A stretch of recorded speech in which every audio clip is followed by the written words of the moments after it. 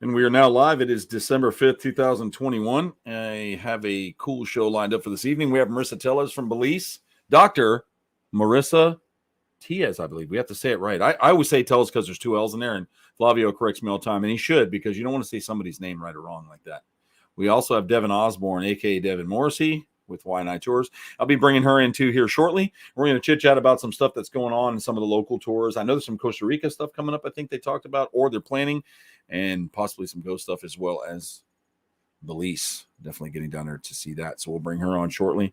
So for those of you that have just tuned in, if you can hear me, go ahead and climb on here and post something in the comments so I can see everybody's in. Well, I'll do that, and we'll be waiting to bring on Devin, and we'll talk to her in just a second, and we'll get that going. I should be going here pretty well. It's showing a good live feed. So I'll go ahead and move that and check that for anybody can hear me. Please put it in the comments. Let me know. Want to make sure it's all going good, and we appreciate it. Wow, December 5th. We're already into December. Christmas is around the corner. Let us not forget, Croc Fest is Saturday, December 11th at Gatorland. So that's this coming Saturday. So that's going to be another one like that. What's up, Michael? Good to see you, buddy. That's cool, man. Good. Glad I sound good. That's good. You can hear me. So I'm going to bring in Devin and chat with her a little bit. We're going to chat with her. She'll be ready. She's doing some work. You know, we don't want to bother her, but she's gracing us with her presence tonight, which is really good because I have some questions about some tours. So therefore, we'll talk to her. If you guys have any information you want to know about, remember, she'll put some information in for you guys to email if you guys want to travel, do anything that they have coming up. Make sure you do that and reach out to ynitours.com and look at some of the stuff they have coming up there because I know she's got her hands full with it. So I'm going to bring her in and boom. What's up, Devin? Nothing much, just working on tours. Steady. So you were saying something earlier when we were talking about Costa Rica. Are you guys planning on doing another Costa Rica trip, or was that one that you just did? How'd that go, and how was that? The trip was awesome, and we went in the off season, and I'd love to do that again because you could get anywhere in the country in like an hour. It felt like anything that you wanted to do, and you could do all the touristy stuff and eat in any diner, and you could just do everything in a day. It felt like we did a million things, and there was no people everywhere. You have like the biggest set of balls I've ever seen. I would have never jumped off that bridge. Oh, that's right. Yeah. Oh my God, dude. I saw that, and when I saw you fall like that down there, I couldn't believe it, man. There's no way. I could never do that. I could never do that. Never. Did my dad tell you like how it all went down? No, he told me that the worst part was the bridge going out there. You want to elaborate on that a little bit? He said that walking out on that bridge was like a cable bridge. I would have died at the gate. I'm telling you, I would have died. All right. So, well, his ribs are broken, right? Or they're like, they've been bugging him. And we just see the sign that says bungee jump. And he's like, and he goes, oh, yeah, we should do that. And then we pull into the parking lot. And he's like, oh, but I couldn't because of my ribs. And he said, oh, Devin, aren't you going to do it? And I was like, well, I guess now that we're here and if you're paying. And so we're doing everything. And yeah, that bridge, what is that type of metal where it's like kind of corrugated and it's like a diamond plate? Wire? Yes, like diamond plate. So It was like that, but rusted out. So there were holes and it was like kind of panels and then like a bigger bar and then panels. And the guide was like stringing us along, and every 12 feet he'd have to unhook us and then hook us back onto the next cable. So there's always like this half a second where you would have definitely died if like the wind picked up. But my God, he would point at the parts that were bottomed out and be like, don't step on that one. What's up, Dan? And he said it's only a little broken. The guide said that? I would have never. Yeah, he's like, there's no way in hell. Little broken. There's no way in hell I would have done that. No way in hell. But the cord, I was surprised. It looked like alien entrails. It was like this big around and like made out of like hair tie elastics, but like a million of them. And no, my God, no. For those of you that are just coming in, she's talking about bungee jumping. If you look on Facebook or Flavio's Facebook and you look up where Devin, she jumped off, she's explaining how this bridge goes. What's up, Corey? Good to see you, buddy. What is today, Dan? What is today? He said, you know what today is, so I'd like to see what is today. Let me know. And while we're doing that, she's talking about bungee jumping and how some of it was rusted and they had to unclip you and they kept clicking you. So, myself, and I know Corey, especially on here, absolutely does not like heights in any shape or form. So I wouldn't be doing that either. When I saw you drop though, Devin, that's just I was And, made my he's stomach turn. got the GoPro. I was holding the GoPro in my hand, and he didn't have a case on it or anything to strap it to me, so I was just holding it. So you have to bug him for that video because it's just me. The one that you have? Yeah, whatever I'm holding in my hand, there's video of it, and he's got it on his GoPro. I'm going to ask him to do that so I can put it. Dan says it's Benny Orion Foster's 26th birthday. He's 1 year closer to death. Well, he's made it past halfway to 50, so that's a good thing. We'll see if he can make it for sure. For sure. Happy birthday. Happy birthday there, Benjamin Foster. Foster's beer. Wow. That's pretty awesome, man. Birthday. Made it to 26. So, yeah, talking about that again when I saw that. So you were holding the camera as you dropped down. You actually had the camera in your hand as you were falling. Yeah. So I still haven't seen it, but I think the worst part about it, I enjoyed the whole falling, jumping, bouncing. I was like laughing the whole time. But then they're pulling you up by your ankles and you're spinning and spinning, and it doesn't stop, and you're just spinning. And I was like, oh my God. No. That was the worst part. But I recommend it over jumping out of an airplane. We did skydiving. I took Flavio skydiving for, I think, either his birthday or some other holiday. We both went, and it wasn't as fun as I thought it was going to be. So I've got here Patrick. Cool. What's up, man? Patrick Jordan said, can I get a quick catch up? Well, we are now talking with Devin Osbourn, and she's talking about bungee jumping in Costa Rica on one of the tours they did with their Why Not tour group. Mm-hmm. Let me tell you, if you guys go back and look at that, she was explaining the birds. So when Flavio had explained it originally, he had talked to us about not, they don't do it like they do in the States. Like there's no like safety regulations. They just put it together, they Lego it together and just take you out there. And so that's kind of, I don't know, Devin, I don't know if I could do, it's not worth it to me to almost die to do it. So I give you mad props for that type of thing. Wow. So. It was free. He paid for it. And I'm here. But still, it could have been a free death. I saw that bottom like that. I was like, there's no way I would do that. There's no way. It was like rocks at the bottom. And I saw it. That video is just, but he does have the GoPro. Speaking of the devil, we have one here. Look at that. What's up there, Flavio?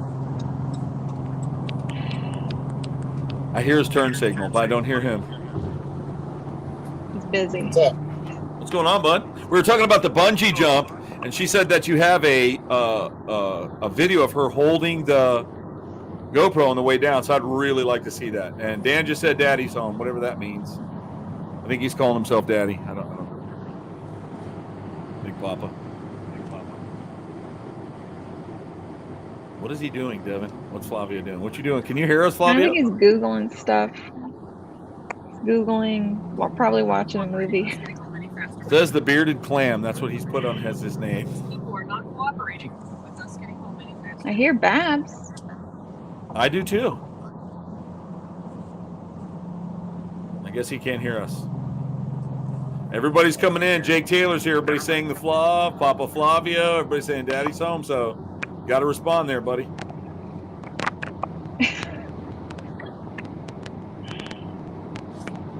Look at all these comments coming in, Dev. Oh my God. All right. If do you want me to? I don't know if we can. I'll just mute him like that here. I'll just mute him and he can just hang out there because I can't hear him. He's not. I hear his car though, so he's just not speaking. See? Can you hear him? Maybe we should just carry on. Yeah, I can hear him. Maybe we should just carry on without him.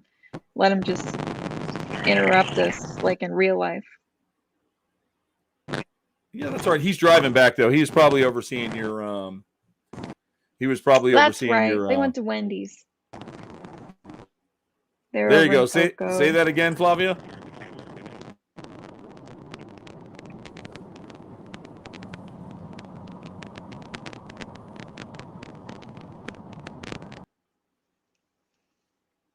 Okay, well, I'm gonna leave him out there for a minute and see what's going on because he's not able to come through. So I just want to say, what's up, Michelle? How you doing? Yeah, so I kind of want to get that from him. It was neat to see him do it. That was neat to see him. He popped in anyways. That's kind of cool to see him here. I guess he just couldn't hear us. But I did hear Babs talking, so his mic was working, but his mouth didn't move at all. No. But let's not put it past him to do show us. something like that on purpose, because you have to understand that is Flavio. He would come in and just put his face there and not say anything. He would do that to us. Yeah. He would do that. We have to wait till we're doing something. What you have to do, Devin, is you have to wait until he's into something really critical that he's really serious about. And I know you've been in phone calls with him, and just do something like that to him when he's in his moment.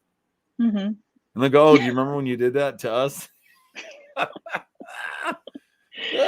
that's awesome, man. That's awesome. Yeah, they went over. I saw Wendy's decorations with the skeleton Santa and stuff. Oh, I haven't seen, but I know she's got all the Halloween stuff for every other holiday of the year. So that's exactly what he was doing, Corey. Corey knows him pretty well. For those of you who don't watching in there, Corey actually has the honor of working for gardens out there, and he's Flavio. He kind of plays around a lot, so that's probably he's definitely messing with us, because he had his whole face in there, and we could hear his turn signal. So if his mouth had moved and he spoke, we would have heard him too. Yeah. But maybe in fairness to him, he couldn't hear us. Could have said something. Could have said testing, 1, 2, 3. Yeah, but he might not have heard us, though. He might not have heard us.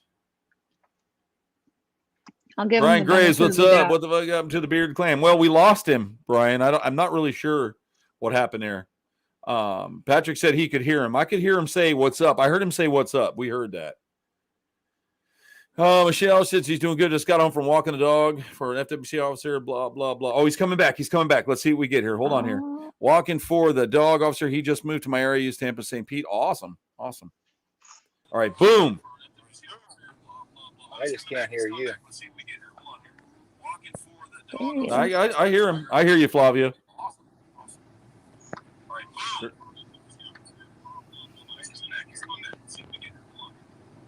Dan says he's just undersized and he tossed back into the ocean. I can't hear you. But we can hear ourselves coming back through you. Yeah. Wow. You see it, Devin? Isn't this fun? This is awesome. Yeah, it must be. Yeah, I just can't hear you. I'd have to I can hear you guys if I put my phone up to my ear. So okay, man, you're crystal clear. Do you have your AirPods with you? No. Remember, I said I was driving, so I couldn't do it. But you can look inside my ear. Can you do that? We'll look in your ear. It's very dark in here. It's very dark. I always wondered. I see your soul. Put it back in there. Oh my God! Look how dark it is. Yeah, I can't hear you. I'm just listening. But you're coming. Flavio's actually coming through really clear. We can actually hear you. Yeah, my microphone's excellent. It's just I cannot hear you. It's not coming onto the speaker. Internal, but not speaker itself. Man, that sucks, dude. Not quite sure how to work that one. Anyways, how was it over there at Wendy's? We're waiting on, like I said, right around 6:20. Marissa's coming in. Yeah, cool. Right around 6:20, Marissa's going to come in and talk a little bit about Belize and some of the stuff going on down there. So it's kind of exciting to see her come in. What's up, Joe? So Joe just popped in. Yeah, so we'll sit in. And Devin, if you want to finish telling us about that bungee, I'm curious. I'd like to hear that. So you walked out. Everything was rusted. You were unclipped for a second at a time. So anytime the wind blew, you could have dropped forever to your death on the rocks. Yeah, and then he said it just kind of hold your arms out and jump, and I did. It was over. I heard Flavio in the background. He goes, "You're getting blotchy." Yeah. Was it? Were you losing blood because it was terrifying? Because I would have died right there. You'd have thrown my body over. It didn't feel like it. I mean, I do remember him saying that, and I believed him. But I felt like. Have you ever been on the Dr. Doom ride at Universal or Tower of Terror? No, I have not. I have not done that. Tower of Terror. Where you feel like you're right at the top and you know you're about to drop. I guess it's the same as every roller coaster where you finally get to the top and you're just waiting to fall. Felt like that. So Dan said free falling. So I was wondering, could you have put like some AirPods in and maybe listen to Tom Petty's Free Falling as you fell off there? That would have been kind of cool. Free falling. That would have been cool, but now listen, if you're connected to something, not a bungee jump, but if you're connecting to like if your butt is on a seat or you're sitting in a ride, when you drop, you feel that butterfly feeling. Mm-hmm. Like when people skydive, they tell me that they don't feel that. Now I bungee jumped. That's why I was dumb. I bungee jumped years ago in Colorado when I was like 17, 18 years old. But it was to my ankles. And I almost died. And I really didn't have that fear of heights back then. I didn't really develop that until I got older. And then all of a sudden I didn't like, a few years got in more and more. And I would be like, I was working for a company called ASI, and they flew us to the Atlanta Dome, and we had to run these rods out, and they got on the elevator and took me to the top of the dome. When I got out of the elevator, I could look through the metal floor. I was done. I had to turn back around and face the wall and take the elevator back down, not even on my eyes till I hit the floor. I could never do it again. Man. I don't know what happened, man. I just got overwhelmed. It was weird. Michelle said his name is Scott Smith. He said he's met you a few times. Great, Scott Smith. That sounds familiar, actually. I'm not sure. We do a lot of meetings with the FWC, so I'm sure I've met a few people out there with that organization, being as that we are stakeholders with them. I would imagine that probably did. What are you smiling at, Devin? Stakeholders. Well, we're stakeholders. We're stakeholders in that. Let's see here. Dan said, Troy, if you could turn back time, what would you go back to fix? Man, but you have to give me a dimension on what you mean by that. Like, go back to fix as far as work. Man, there's a lot. Corey said, dude, why would you ever do that? Nope. I'd shit myself on the ladder and die. That's a feat. I'm right there with you, Corey, because it's very I don't do anything you regret or would have done differently. Yeah, I just can't say it on the air. Honestly. There's a few things I probably would have done differently in my lifetime. I think we all would have done that, though. Like, if I could go back, I would time travel back, and I would make it so that some people weren't even born. How's that sound? How about that, Devin? Is that a good answer? I'm sure everybody has their list of people that just wouldn't exist, and they may have already done it, and they just don't exist today because it's already done. We can only hope. Oh my gosh! I see Marissa just came into the green room, so I'm going to bring her on. So, Marissa Tellez is coming in from Belize. Boom! We actually have her. Hey, what's going on? Hi! How's it going? We had Flavio pop in for a little while, but I guess he wasn't working. So we're with Devin with us right now. So this is Flavio's daughter, Devin, and she does the work with Devin! Tours. Oh my God, it's so nice to meet you finally. Right? I know Dakota's gotten to meet you. Everybody but me. So John said if I could go back in time, I'd ease a lot of future suffering. I go back and punch Mariah Carey in the throat in her early childhood singing lessons. So, oh my God. Wendy said Devin at the top of her typing lungs. So anyways, Marissa, what's been going on? I've noticed that a lot of times, so tell people, I know that Belize is awesome. We've been watching a lot of your Croc videos and stuff. And so, you're training your Crocs and you got them going, but how are the wild Crocs? What's the population? And what's been going on with that out there? That's exactly what people want to start hearing about for sure. So we have two species in Belize. We have the Morrissieey crocodile and the American crocodile. The Morrissieey crocodile, it's actually doing pretty well in regards of conservation. It is considered least concerned here in Belize and throughout its range, which is Mexico, Guatemala, and Belize. However, something that's really interesting that we just found out through a genetic analysis was it's possible in the mid-1900s when both species were almost wiped out in Belize due to the fashion industry, because this is when there was a lot of overhunting happening in the world, and including Belize. So both species were almost hunted to extinction here in Belize.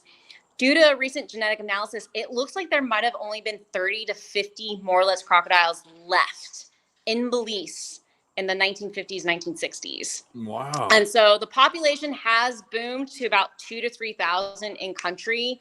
And with that, the government, as well as the Crocodile Research Coalition, we've discussed that, okay, this species is doing good and it's still rebounding. Sure. However, the American crocodile, so the American crocodile throughout its range, which is from the tip of southern Florida all the way down to Venezuela, and then you also have the Pacific coast from southern Mexico to Ecuador, and then the Caribbean islands. Throughout their whole range, they're considered vulnerable.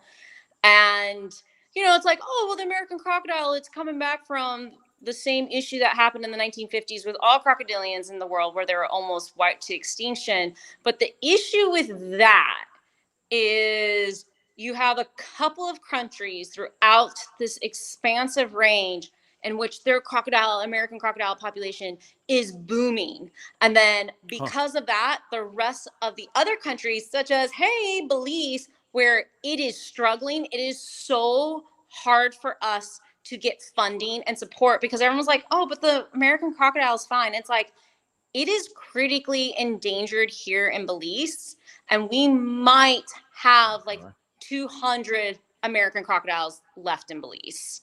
Like they are very close to extinction, especially because they're hybridizing with the Morrissieey crocodile. Then, because of another genetic analysis that one of my students, Helen Sung, is doing right now, we might actually have, in a sense, 2 subspecies of American crocodiles in Belize. So when you look at that, like the populations are even smaller. So right now, the CRC, we are conducting a countrywide survey of the American crocodile here in Belize to get the actual numbers. COVID slowed us down a lot. COVID, I mean, Belize was really strict. I mean, we still have curfew here. So tonight, everyone has to be home by 10. We do get some exemption. What crocodile do you have in your hand right now, Troy? You've been talking about it the whole time. So I was just showing everybody what it was. I brought him all the way up so everybody could see him. He wants to show you his teeth. He wants to say hello. Aww. This is a little American. Little American crocodile. They're so cute. It's a little American. He's a little teeth. He want to smile. He will just bite the microphone. So I don't let him get too close. That's fine. So with the so right now we are trying to do as much research as we can, but also as every small nonprofit in the world, CRC, we got hit big time financially. So we're also just trying to stretch our funds right now to do some of the basic crocodile research, and we're hoping within the next year, funds and donations and support will start rolling in to really help us with our conservation efforts. So that's pretty awesome. The American crocodile struggles in a lot of different areas. Now, Devin was over in Costa Rica recently, and I saw some croc videos. So I know you guys did some stuff. Now I noticed that the crocodiles, and you can help us with this too, Marissa, because there's a lot of questions. There's a lot of people I'm sure that are listening that would probably want to know a bunch of stuff, and it's going to go on and on. So they're a lot bigger in Costa Rica. What's some of the largest Americans? We got a couple big ones down in South Florida. There's a few dinosaurs down there that are looked after. However, those Costa Rican crocs are, I mean, I know they eat kids and dogs and whatever people throw off the bridge, but at the end of the day, I'm like, what's the difference? You know what I mean? Between, what do you think the size, why the reason is the sizes are so different? Why do you think you have anything on that? So in regards of the size difference that we see, a lot of it could be hunting, right? When you had the heavy hunting happening in the mid 1900s, you're going to go for the biggest animals. And so with that, you are going to wipe out the genes for a large croc, similar to humans, right? It's right. The length or, how tall a person is, it's in a sense inherited. And obviously too, what's in the environment and obviously stress. So you put all those factors together and that's going to affect the size of the animal. When you look at the largest animals throughout the American crocodile range right now, so Costa Rica, beautiful example. Those animals are getting to about 18 feet. Mexico, you've got some monsters. I've heard in Southern Florida, you also have some big guys. Let's look at the conservation efforts from the last couple decades. Those countries have been doing a fabulous job in actually protecting the species, where the species kind of also knows you humans are not going to be messing with me, So you have, and you also have the enforcement where you're not hunting the largest animals. So the genes for developing into a large animal is getting passed down. You have, less stress. And then as long as there's a good food resource, you're going to be able to contribute, or in regards of see the slow evolvement of larger animals. Then you look at the countries that were suffering because of lack of enforcement, stress from overhunting. The American crocodiles tend to be a lot smaller. So here in Belize, you are lucky to see between a 12 to 14 footer. There is a 14-foot American That's still crocodile. pretty big. That's still pretty big. It's still pretty big. It's still pretty big. So we have about a 13, 14-foot American crocodile that has been named Charlie in the Placencia Lagoon where I live. And one of the reasons why Charlie is so big is people don't tend to really hunt the crocodiles in this area.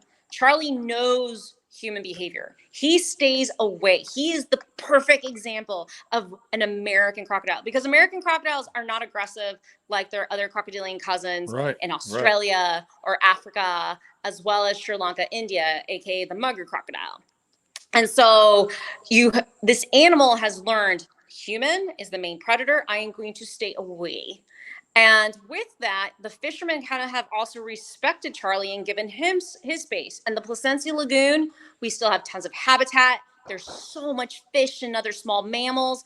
And so that likely has contributed to some of the larger crocs that we actually see in this area. But again, throughout Belize in a whole and throughout the range where you have this heavy hunting, you're not seeing these very large animals. Okay, and Flavio's on here too. I just saw him. He had sunglasses on. He looked like. Wait, was that bearded clam? That's the bearded clam. Is Flavio? Yes, of course. Who else would it be? He's wearing sunglasses at night. If I had the song, I'd be playing it right now. Flavio and I. When did that happen? Like it grows overnight. I know it does. It does. It's a stick-on. What's that old band? So I was like never big in like the old rock and roll Jerry Garcia metal bands. What, dude? He looks like that band where like all of them were like just old with old beard with like big beards. ZZ Top. So? Yes. Well, one of those guys aren't here anymore. So we hope you're the one that's still alive there, buddy. So let me tell you something. So here's a funny story about Flavio did to us. So we were going down to South Florida one time, and we have Kurt Harbsmeyer. We all know Kurt here. He's, sometimes he's just out of it. Flavio was hiding in the bushes, right? We're supposed to pick him up. So he had this beard that you're seeing now, and he shaved everything off, except he had this big mustache, and it looked like this big caterpillar in his face, and he jumps out with his stupid little hat on and stuff with his thumb out. And Kurt just drove right past him like, we're not going to pick that guy up. He's like, fuck no, I'm not getting no hitchhikers. And I'm like, that was Flavio. And he's like, shut up. And I go, no, that was Flavio. I know it was him because he'd be the only one that would do that. And it was Flavio. He shaved everything off. And if I'm not mistaken, didn't they auction being able to shave your mustache off at Croc Fest, Flavio? That's right. That was the year. Those glasses he's got on right now, I don't know what those are. Those Dolce & Gabbana? What are those? These are Gucci, man. Did you find them in a bathroom in a rest area? Is that why you're wearing them? No, I found them, and then the girls found out that they're worth like $600. So you've been wearing them all day. He sent me a video of himself skateboarding in Gucci glasses this morning. I just thought it was. Yeah, I found them this morning. Devin's like, whatever, dude. Whatever. Look at them, bro. Stupid. I love this, dude. He looks like Joaquin Phoenix. Let me see. I got somebody else. He does. I know that's what it says. It says Joaquin Phoenix. Like I'm going to bring in Joe. Joe's here too. I'm going to add Joe into the stream so we can chit chat and talk about all kinds of stuff. What's up, buddy? Oh, what's going on? Hey, man, we're all here. So we got Marissa's here. We got Flavio Morrissie's here with us. And so we're talking about that because don't forget, guys, that Croc Fest is coming up on December 11th, Saturday. What time are they starting at, Flavio? What time does that start? 12? Yeah, 12 o'clock. 12 o'clock. Okay. 12 o'clock. That's awesome. Flavio, do you still have a mic? Can you hear us? He's muted. Is he muted? Something. He's there. Or he's not muted. Us. He's with us. Just might not know how to use technology. Wow, there's Flavio's phone. Normally he has an AirPod in. He's choosing not to wear it tonight. I don't know why. Normally he has it on. Normally he's wearing it. So yes, I think there's people will be getting together with Flavio. I think sometime. I guess Flavio, and then there's a whole bunch of people going around town Friday night. So I'm sure that everybody will be all over in Orlando having a good time. I'm sure. Sarah Barber just popped in. She said, Marissa, what's up? If you guys see the comments, Sarah said, so what's up? Hello. Hope to see you soon. Yeah, everybody's going to be coming there. Joseph, are you still here too, aren't you, bud? Yeah, I'm here. Yep, I don't hear you, Flavio. We don't hear you, bud.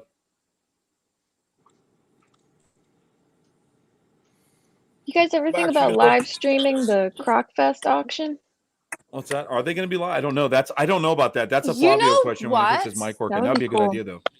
I had told that to Flavio after the last Croc Fest because of COVID, because there were some people that were still like, oh, I don't know if I want to go to Croc Fest because of COVID.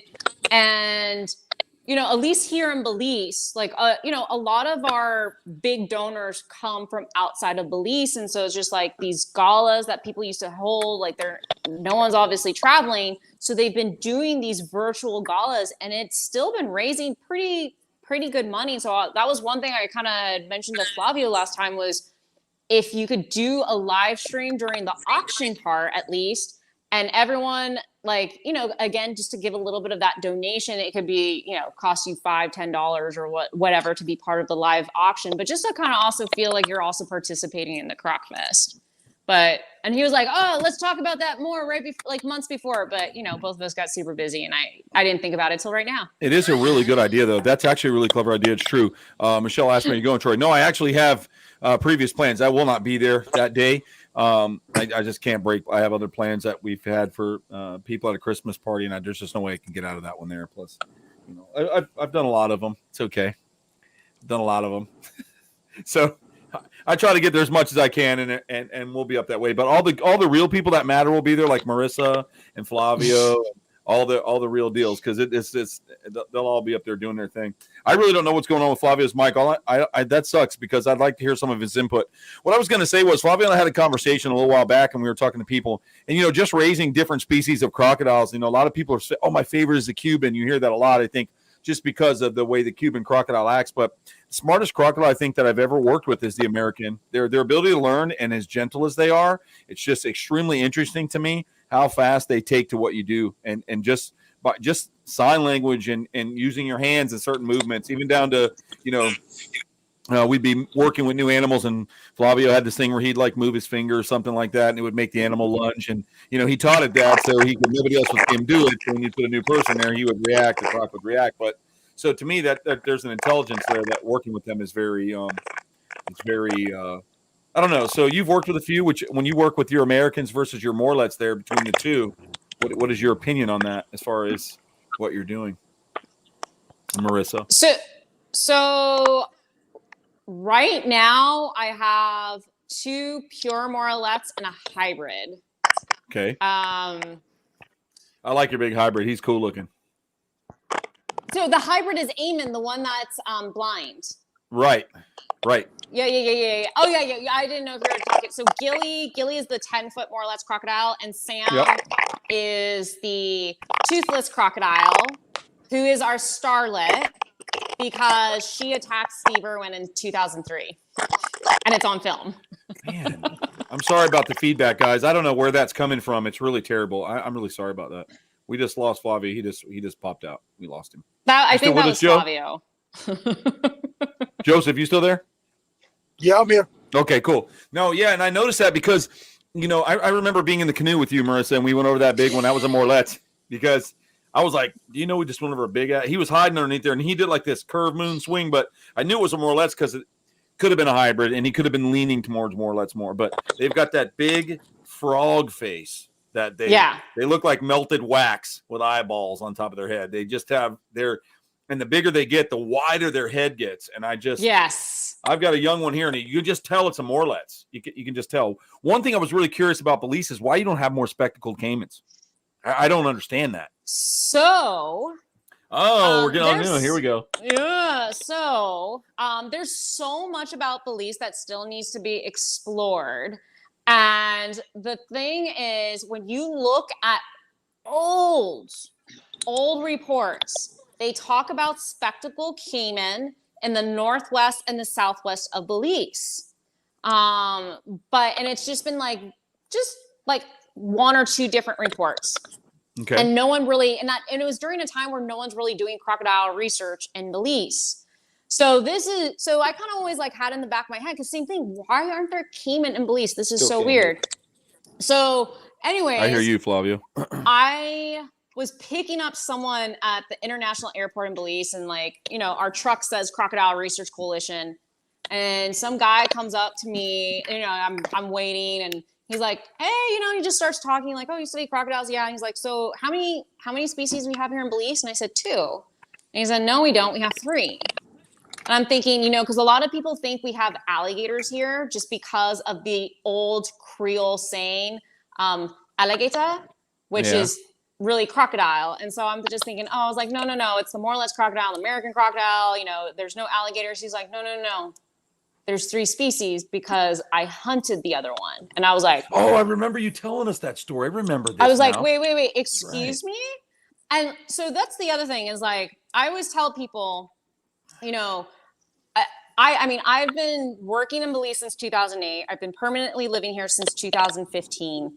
And unfortunately, especially throughout this particular region, one thing that you have seen from past decades is what scientists would call like scientific imperialism, where it's just like foreigners come in and like, I know everything, blah, blah, blah, blah.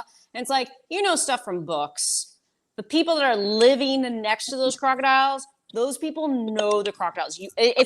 You can share knowledge. You know, you can work together to further crocodile conservation, to mitigate any human crocodile negative interactions. Like it's about working together. You know, you can't tell me that the fisherman that's grown up with this crocodile population, I can't say like, I know more than him. You know, he knows more about those crocodiles in that river or that population more than I do. So anyways, right.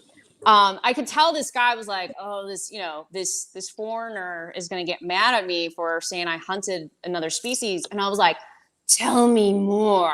And you can see his eyes just were like, wait, what? And I was just like, look, I understand people used to hunt caiman and croc. Like that's what you did. Like you know, it was one of those things you never thought things were going to go extinct, right? Like the dodo and everything else. So it was just like, that was another time, man. Like, would you do it now? He said, no. I'm like, all right. So like, it's cool. But I was like, tell me, I want to learn. I was like, what was this other species like?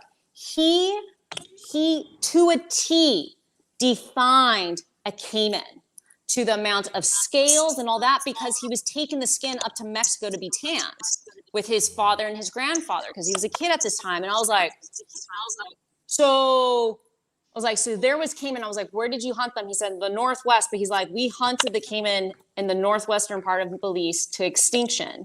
So he was validating what I had read in these old reports. Then talking with some of the Maya that in a sense, their reservations are in the southern part of Belize. They talk about a crocodile species that doesn't look like the other crocodile species. No, in that part of Belize, you would only get the Morrissieey. So I'm like, they're describing caiman. No, so of course. I literally want to organize an Indiana Jones trip. I mean, this is something where I like, you know, I'm going to have to either write an application for like Nat Geo or something. Cause this is we are going to have to get a local Maya guide, go deep in the forest and go in these areas that sometimes like even the local Maya people don't go in. I bet you'll find try one. To see if we can find a lost population of caiman. I bet you'll find them. Even if we don't, like it's still, you know, we're at least putting some truth to a background, like in the sense of like, okay, like maybe they were here, but they're not here anymore. You know, like now the caiman are truly extinct in Belize, but it is possible that they were, you know, a third crocodilian species here. So let me ask you, what caiman? You think it's a brown, the fuscus, or do you think it's the actual spectacled? Because they look a lot. We found both down here in South Florida. We have found both in South Florida. Yeah. So somebody was doing something with something of them. Just looking at the genetics of those that are in Guatemala, it'd probably be fuscus. Okay. Yeah. You believe? Okay, so you would think it would be the brown caiman. For layman term guys, the brown caiman is what she thinks it would be. The brown caiman, yes. It would be the brown caiman. And so that is something, this is an expedition that I have been wanting to do for years. And the one thing is, again, because of like the past and all that with scientists from foreign countries. The Maya elders have been a little hesitant of letting people to go in certain parts of the land, but with my Native American background and have talked to them, I have told them about my dad's side where they were medicine women and all that, and just like it has opened up the door a little bit. Good. And actually these Mayan elders came to a meeting I held in Placencia in 2019 and did an amazing Mayan ceremony for all the crocodilian people that were there. That's pretty cool. Yeah, so this is like something I really, really want to do. Like dude, when I was a kid, I was watching Star Wars, I was watching Rocky, I was watching Indiana Jones. Like there's just like that action, like this little kid that wants to like live out this little action, movie. Go in a find sense. something. And that's Right, just like, right. I want to put on this Indiana Jones hat and go explore and see if we can find the lost population of Cayman and Belize. I think that'd be really cool. And, like you have to understand, and Joseph understands what I'm saying when I say this, because we go down a lot. Flavio get it too. We have a lot of like young people here, like Dan and them. They go down, they try to hunt these animals, but Caymans are extremely intelligent. You'll find. I actually have 3 of them, and I know how they act. And Jimmy would, if he was on here too, he would let you know for sure. They're really smart. They get an idea. They can hear a boat coming a mile away. You're stepping on. They understand 2 foot. And so what's interesting is I guarantee you, sometime within the next 5 or 6 years, they will find a black caiman. They will find a black caiman in South Florida. There's beyond a shadow of a doubt, there's one out there sometimes, because there's a couple of the locals down there that are poachers, and they talk about caimans that are the size of alligators. And I know exactly what they're talking about. And one day, if you see a black caiman surface, if you don't know what you're looking for, if you really don't know, it looks like an alligator. Hands down, it looks like an alligator. Mm-hmm. So they are out there. Back when people were smuggling those things illegally back in the 90s, I'm well aware of that. And so they'd be dumping tubs over like, oh, shit, dump everything, dump it. And they'd be dumping it in the water. And that's how we ended up with all them browns and specks down there. So somebody got a little nervous, and then they will find them. And sometimes we'll get on some of the airboats, and you go out 5 miles, and there's hundreds of caiman. But where we used to pull them out from behind the racetrack and all that stuff in Miami, they were flourishing there in the early 2000s. Flavio can tell you that. There wouldn't be a time that you would go out in a canoe or on edge and not find a caiman and be able to take 10 of them home. There would never be a time. Now they're scarce because all this YouTube fame has gotten, and everybody goes out and makes YouTube videos. Yeah. They're catching this. And some of the stuff I see some of these people do, like where they run down these American Crocs that are crossing the road, to get a video of them scaring them. I'm thinking, but nobody does anything. They do something if you're keeping one at your place and you're trying to raise it. They come out and say, oh, a piece of your chain link is wrong here. We're going to have to fine you. But you can go chase them down, shoot them with squirt guns, scream at them, and video them, and nobody does anything. And they put them on YouTube, and it goes on and on and on. And it starts this whole just array of different things. And so a lot of the wildlife, because of that, has started to move out. So they moved out. YouTube, fucking losers. Sarah said, ha, YouTube, fucking losers. So I love Sarah. They scarce. They're really scarce. And so if you ever get to go down there again, Marissa, when you have time, there's some places we can go that some people don't. We can get into the levees. We have some good friends that have keys to the levees that work with FWC, and we can get into some of those tree farms. Flavio's removed some tree farms down there, and you'll find caimans just hiding out. And it's neat to watch how they react and what they're like. So in essence, it's like for you, it's like finding Bigfoot in your area, because it's the evasive, caiman. So and maybe we need to start looking for Bigfoots in Belize. You have those there? So there's a creature known as Sisamito, but he's like short. Like he's shorter than me. So he's a pygmy foot. That's fine. Did you hear that, Joseph? It's a pygmy foot. But it's like it's a baby foot. A baby foot. Yeah, it's baby foot. It. So people like that. And, there's a lot of things that we're finding. I was really interested because I remember reading about the cave crocs, and they were orange because of algae or whatever and some of the growth. And you were looking for cave crocs by you. Did you ever have any luck with that? So, okay, this is crazy. So here I am, 2008, 2009, first time in Belize. I meet some guys, and they're like, oh, we've got cave crocs. It's like, what do you mean you've got cave crocs? And they're like, yeah, let us come on to the nature reserve. We'll take you on a tour. Maybe we'll see a jaguar because there's tons of jaguars on this reserve. And, let's see if we'll find any of the cave crocs. So just the other day, I'm like actually looking for another picture, and I come across these pictures from Roaring Creek Reserve. I absolutely forgot that we found tracks of an adult crocodile deep inside a cave. I'm going to post these pictures on my social media sometime next week. Wow. Also, not only that, we found Mayan paintings. And just this recent trip, we also found some other Mayan pottery in the caves. We did find jaguar tracks as well, jaguar scat, like deep in the cave. So it was, I guess it was just one of those things when I don't know if I was just like still naive as a young researcher. I was like, oh, cave crocs. Like I didn't even think that, oh my God, this might be something really cool. And then, you know, Matt in a sense discovers his cave crocs in Africa and that whole system, and they're permanent residents pretty much in there. They only come out to nest. And that's when I realized, I was like, oh shit, maybe what I found like over a decade ago was like a big deal. That's funny. Like, I just didn't think about that. And so in the last several months, it's come up again. And in November, my team and I because not only do we do crocodiles, we do manatee, birds. Now we're getting into monkeys. Right. And so we assisted in a rehab howler monkey release at Roaring Creek. And so we talked to the rangers like, oh, can you take us to the cave crocs? Because my team, who had never seen the caves, wanted to like check it out. Right. And like they go in the cave a little bit, and there is a small adult, more or less crocodile just hanging out in the cave.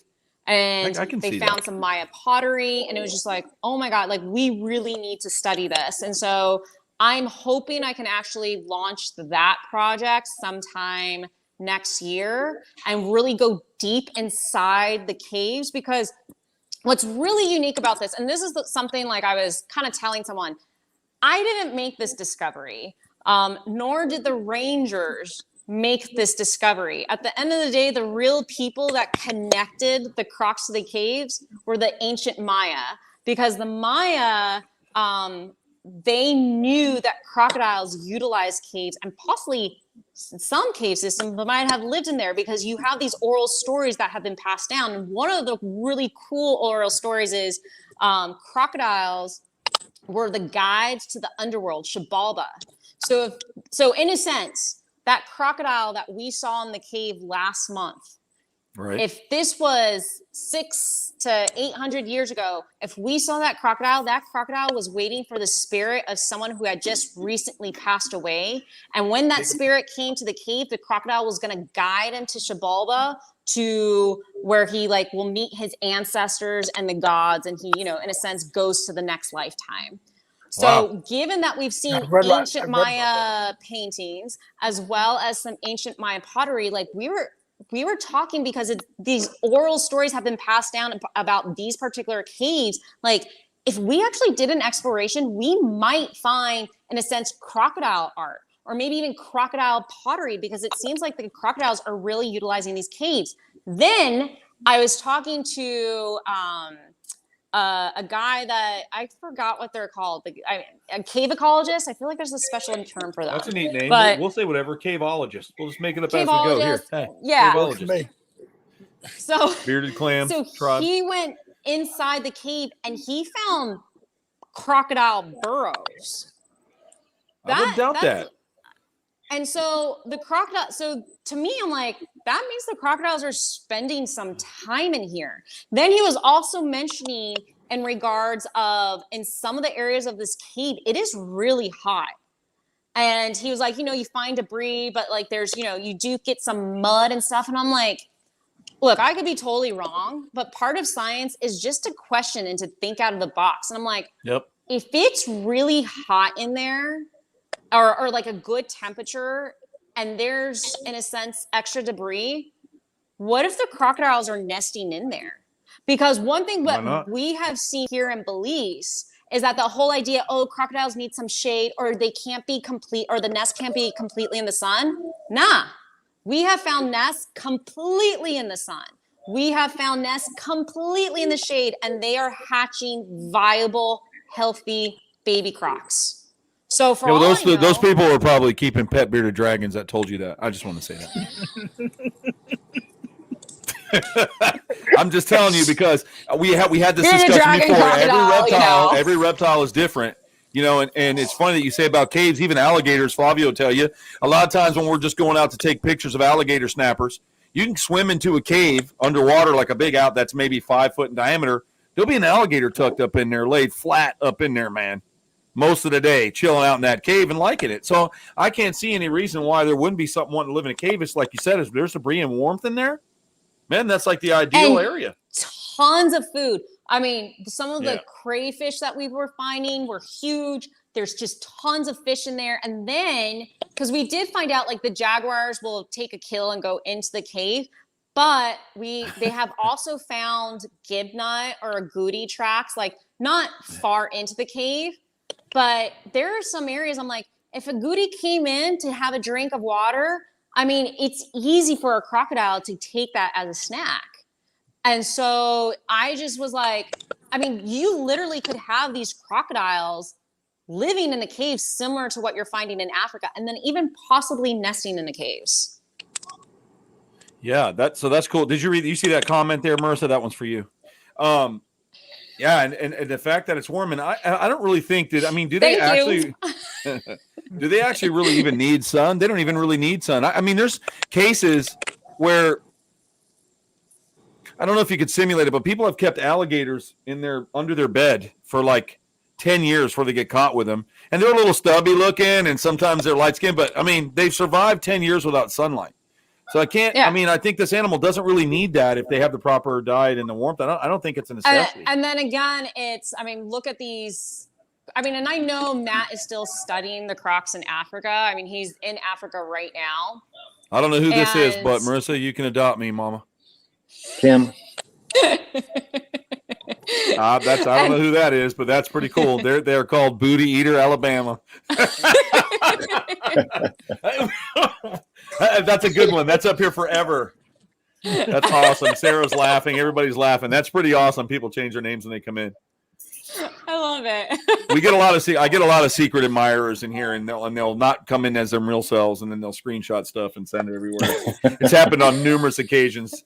And so I told Marissa Flavio to go back and look at one of our early shows. I think we had Jake with us that time, the babyface butcher, when we did the dick pic. Speaking of that, Marissa, no, where are you going? Hold on. No, I got a question. So you being very popular now and being educated and as Sarah put in there sexy. Talking about. Has anyone felt honored enough to send you a picture of their dick? I bet. Look at Flavio's waiting. It's like the game show. So I just people received doing my first one. That's it. That? So Marissa's she's not a dick pic version now. It's over. She got her first one. But we're not part of that generation. Like, I feel like it's the younger generation, and when, it was like, oh, this is cool, like, I wasn't part of that generation, and it was a 26-year-old guy. Yeah, the generation that Flavio from is where you hid Playboys in the treehouse when you were 12. Exactly. I mean, I was kind of still part of that. Yeah. Or the Sears catalog, and JCPenney's was always a little more risque. I think they did that to get more out. I mean, they targeted it to young men. You can believe that. The Sears catalog. Everybody knows about that catalog. Remember that catalog, Flavio? It was so big, and there was like it was terrible. We can't even get into that right now. It would come out right before Christmas. Yep. And we were nobody. That's why we didn't get up Christmas morning. We were too tired from the night before. It gets really bad. One of these shows, we'll talk about all that crazy shit that we did when we were kids. You just be thankful you don't have boys. Just be thankful. I am. Yes. I mean, I hear it's worse. I hear it's worse to have daughters as they get older. Like Devin turned into a hellraiser, but when she was young, she was great, right, Dev? Is that how it worked? My sisters were great when they were young, and then when they got older, bro, my mom was like, what the fuck is going on? And when we were young, we were like burning down houses and just doing things we shouldn't do. And I don't know. When my dad bought fireworks, my mom said, do not leave them where the kids can get them. And we got them, Marissa, and we burnt 30 acres down, dude. 30 acres. And we tried to blame the truck driver. He flicked the cigarette out the window, and then my one brother was a rat, and he told the whole story. My dad, he's probably still being punished for that. Oh, my God. So Sarah put one up. She said, Troy, you have stories no one would believe. Literally, I had to hear them from your mother. Yep. The stuff we've done in our lifetime, I can't imagine. And even there's validating stuff there, too. Wendy's told us some of the stuff that Flavio's done. Sometimes I don't even tell people he's my friend in public. Oh, I'm not that bad. Anymore, that's right. I don't know. That's I right. question that beard. Yeah, it's very facetious. It's only going to be there till when? January, you said? Or February? What, this? Till That thing had to January. help when you were in West Virginia, didn't it? Yeah, it kept kept the frost and snow off. And it was great. There's a great comment right there for you, everybody. In the best way. No, I think it's just we have a lot of fun in the industry, and talking to friends earlier and talking with Joseph. I mean, we have so much of this we have so much we have to protect here, and everybody's so after everybody. It's just so weird to me that I think it's in everything, and probably because we're not in anything. And I come from a motorcycle background, so in that industry, it's rough too. But there's just so much of the garbage here that's unnecessary. Like, it's okay to be enemies, man, but when it's time to come to the cause, then you got to do the cause, without the tension. That's how I feel. It's like I told you this afternoon. We're so busy shit talking each other and trying to fuck each other over or whatnot that we're allowing like shit to go on. FWC sneaking rules in, all kinds of bullshit, because we'd rather say, fuck this guy, I don't care, than come together for the greater good. Yeah, that's true. And and serious, Marissa, down here, I mean, you got your struggles with the government there, but in the state of Florida, just doing what we do, even trying to educate or do anything is tough, because you get these wahoo people, like that come out of the woodwork with stuff, and they do some things. Yeah. And then everybody gets lumped in. Like, we're not all smuggling animals. We're not all doing that kind of stuff. I mean, they look at guys like Flavio with that disgusting beard, and they look at me and they go, look at these motherfuckers.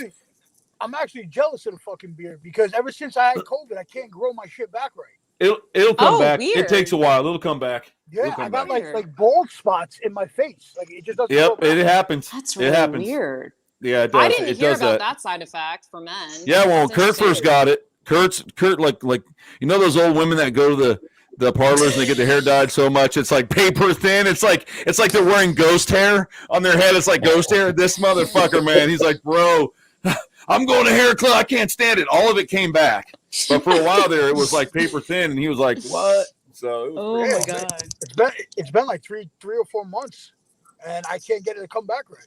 And I look like fucking Uncle Fester with like baby face and a bald head. It happens. I guess it just does something, I mean, it's just crazy, because some of those people went through there. I just remember, Kurt, there's a lot of side effects to that. That's crazy. Agreed, Sarah said, well, this is the thing. If you're going to try and fuck me, at least have an 8-inch dick to make a difference. That is unbelievable. Booty Eater, Alabama. I must realize my man has only one teeth. That's right.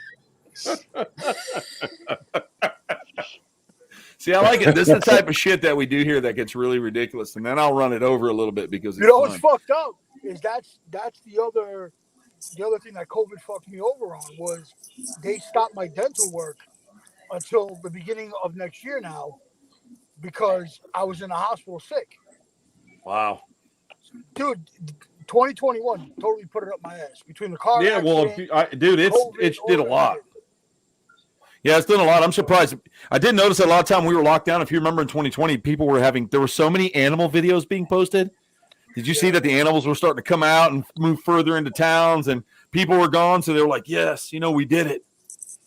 Mm-hmm. You know what I mean? Did you have an influctuation of animals in Belize when they did a lockdown? Did you notice that? Absolutely. And and I'm sure you guys saw this as well, but as restrictions lifted and there was more movement, you started to have more injured wildlife. And I think it was 3 weeks ago, they just lifted our curfew from 9 o'clock to 10 o'clock from Sunday through Thursday, 11 o'clock Friday and Saturday. Right. And that those extra hours, I mean, just more injured wildlife on the roads, and also more tourists are starting to come back, and the boat captains have forgotten that there's manatee. We have had 4 manatee deaths, and I know in Florida it's not a big deal for you guys, but for us, they are. Well, I don't know about that. But it's okay, Sarah really bye. It's just non-stop boat crashes, and so we've had 4 manatee deaths within 3 months, but actually 3 of them happened within 3 weeks of each other in September, and out of the 4, 3 were juvenile, which is not great for a population that's already struggling. Really good at and all. You have, they have these long gestation periods. It's just, so it's been a struggle for us. I bet it has. Here. I don't know. That's not a big deal here. People really are protective of manatees here. I don't think they're endangered anymore, if I'm correct, right, Flavio? They're not endangered here anymore, I don't think. No, they took them off not too long ago. I think about 8 months ago. I mean, that doesn't mean you can go haywire and stuff. And I remember a couple years back that they had this big family of rednecks over here in Tellez, and they were grilling one up. And somebody called FWC. Man, manatee was like a delicate. It was like supposed to be really good food back in the day. I don't know. I've never ate manatee, nor I don't have want to. But yeah, they caught them doing that, and it was a big deal. So I don't know the rules on it now, but back 5-6 years ago, it was still a big deal. I mean, I know, like, even Belize people used to eat manatee. They said it was the best type of meat that you can get, but it's obviously taboo now, like just through education and sure. They are, they were at a point critically endangered, and so I just thought overall people don't really eat them anymore. So I'm just kind of shocked. I mean, shocked. Here's the States, but like obviously if you're saying that they're kind of these, rustic type of people, maybe not so much. Rustic, they live in a trailer in the wood with no power. They're called rednecks, man. There's plenty of them here. They have aluminum houses and no shoes. But what I was going to say was, we were talking about earlier, we were talking about killing big crocodiles where you live. There's really no point in that. And being, I grew up in South Florida and fishing and all that, and Flavio knows, anybody here that knows, you eat something too big, it tastes like shit. So the only reason that we would go out and blow an alligator away out here that's 16, 17 feet, or, if we found one, most people would kill it at that. It would never even get a chance to survive. Okay. And at the end of the day, we really would not know how old that animal is, and I really don't see any reason to have to kill something that big. You're not calling something to clean up the rivers or anything. Shoot the 8-footers, man, that tastes good. The 5-6-footers pull tags. Blowing those big ones away, I really think we've ruined a lot of genetics with that. We have. Hands down, we've done a lot of that. Killed too many big ones in the wild. Now, there's big ones in captivity. The farm gators are huge. But in the wild, sometimes you'll see a monster alligator. Why kill that thing? I mean, he's older than most of us. He made it, dude, from like a little widget to this big dinosaur. Let him be. Plus the males that are coming through there. There's plenty of alligators to eat, to tag and eat. There's plenty. So the big ones, I think we should just leave them alone. Like grouper fish. You can't do that anymore. But at the end of the day, you're going to get those guys that they're going to go after the big animals because to them, the bigger the animal they kill, the bigger the man they are. Listen here. Have you looked on the page? We got a lot of women that do that here too, man. Little dick energy.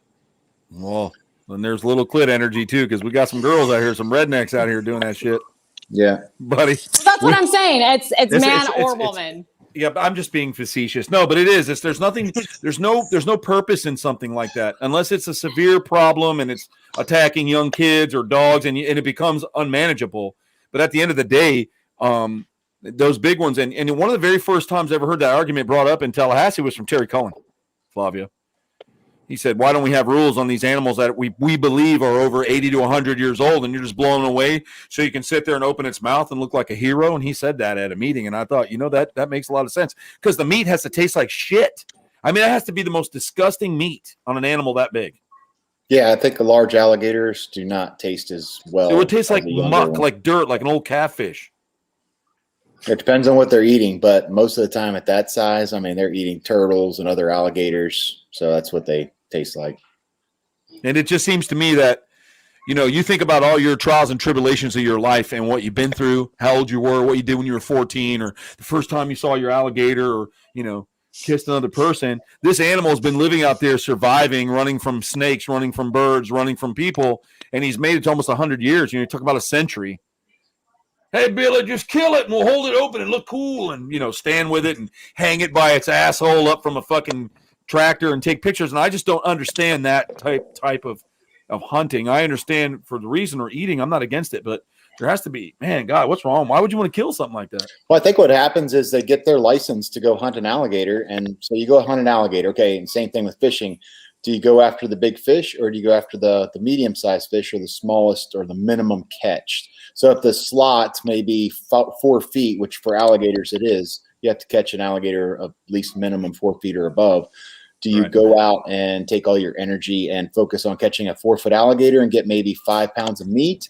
Or do you catch an alligator that weighs 150 pounds and get maybe 90 pounds of meat? Because a lot of times the hunters that I actually do meet, they're actually looking for meat. They really don't care about the rest of the animal. They usually discard it or give it to a, one of those places like David gets the skulls and stuff from. I would say the majority of the people are like that, but there are. What's up, Ricky Martin? People that actually want to go hunt big alligators specifically. So someone will go to one of those people that know how to hunt them and they'll go, hey, I want to pay for a hunt, and they'll pay, I don't know, $5,000 to go hunt a big alligator. And that's what they go and do.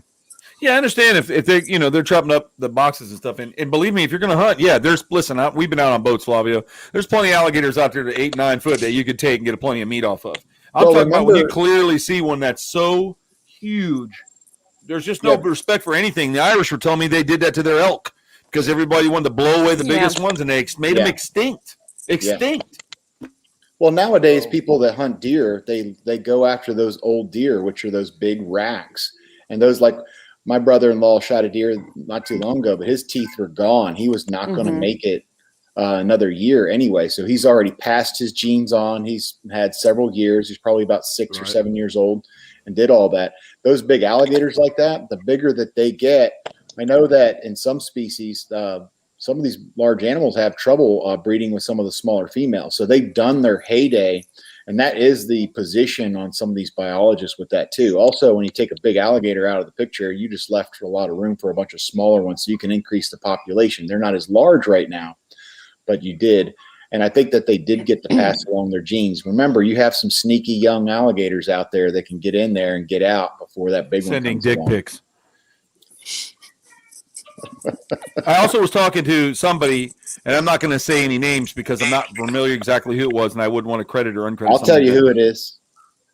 Just knock it off. They were talking about sometimes when the big alligators regulate, and like Flavio said, sneaky males will get in, but sometimes when you take a large alligator, sometimes the males get in and overbreed the females, and they end up finding a bunch of female alligators drowned.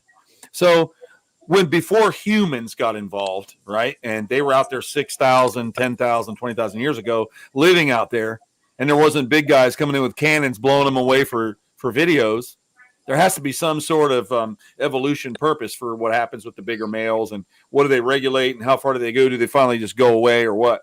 We really don't know. And I'm talking about pre-human involvement, when we have to kill it to make sure we save its life, right, Ricky Martin? He's on here. He doesn't like that shit.